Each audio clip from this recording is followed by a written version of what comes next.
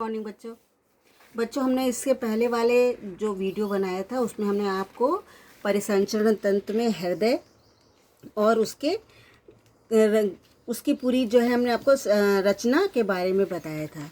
अब इससे संबंधित कुछ और पॉइंट्स भी हैं जिनको भी आप लोग समझ लीजिए कि जो हमारा हृदय, हमने आपको बताया कि मनुष्य का हृदय और पक्षियों का हृदय ये जो है 4 वेश में होते हैं। क्यों?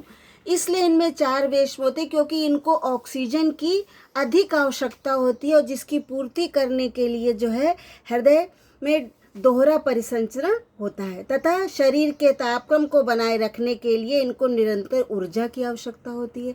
इसलिए इनमें जो है हृदय 4 वेश में होता है। इसके अलावा कुछ ऐसे जैसे मेढक जो जल स्थल चर प्राणी हैं और बहुत से सरीसृप भी हैं जिनका शरीर त्रिकोष्ठीय होता है, उनके 3 चैम्बर होते हैं। क्यों? क्योंकि उनके शरीर का तापमान जो है वो पर्यावरण के तापक्रम पर ही निर्भर करता है। मछली जो है ये जल में रहती है और इसके हृदय में केवल 2 कोष्ठ होते हैं जिनमें रुधिर केवल एक चक्र में ही चलता है और इनके मछली में हृदय भी नहीं पाया जाता है। इसमें बुकलंग्स होते हैं जिनसे जो है श्वसन प्रक्रिया चलती है। इसके अलावा देखिए बच्चों, जो रक्त हृदय से शरीर में जाता है और शरीर से वापस हृदय में आता है, इसके कार्य के लिए हमने आपको बताया कि धमनियाँ और शिराएं होती हैं।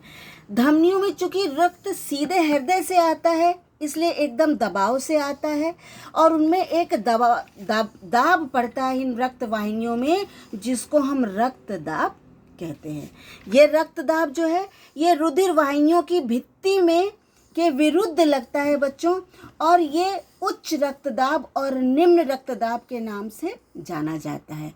उक्त रक्तदाब जो है जब शिराओं में की अपेक्षा धमनियों में बहुत अधिक दाब हो जाता है और इस समय जो धमनी का दाब होता है वो लगभग 120 मिलीमीटर पारे के बराबर होता है जिसको हम प्रकुंचन दाब कहते हैं।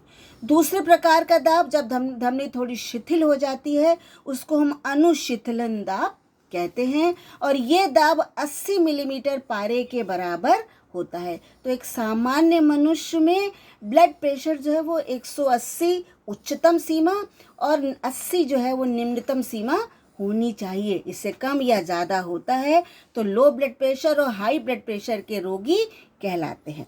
ये ब्लड प्रेशर नापने का एक यंत्र होता है जिसको हम स्फेग्नोमैनोमीटर कहते हैं। बस बच्चों, ये आपका रक्त में इतना ही है। हमने आपको नोट्स दिए हैं, वो नोट्स बहुत अच्छी तरह से पढ़ लीजिए और जो प्रश्न आपको दिए उनके उत्तर अपनी नोट्स की कॉपी पे और ये नोट्स भी दोनों ही अपनी नोट्स की फेयर कॉपी पे उतार लीजिए।